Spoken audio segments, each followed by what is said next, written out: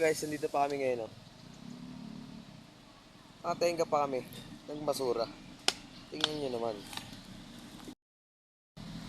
Ayan. Mag-intro ka muna. Babalik yan mamayang hapon. Babalik yan mamayang hapon. Ayan. Ayan yung mga truck na nandyan, oh. Marami yan, guys. Meron pa dun, oh. Ayun, oh. Meron pa dun nakatenga, yun, oh. Pak. Isa yun yung truck namin. Pak. Ayan. Ang dami yan. Mamaya siguro, update ko na lang kayo. Pagka nakapagtapon na kami kasi mag-out pa kami ngayon sa labasan. Ito nga si Pupo, nakakain na siya. Tapos ako hindi pa. Ulol. Ha? Mamaya na lang guys. Tapon ako. Nakikita nyo na yun. Siyasampanin nila. Ayan.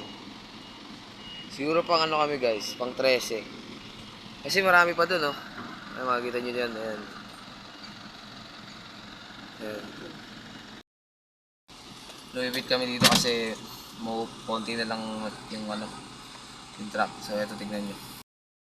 Diyan pagka magdadump guys, may truck dun tapos may bako. Ayan, pag ganyan. Ayan, may rago pa lang nakapila. Bumalik pa ako dito sa truck.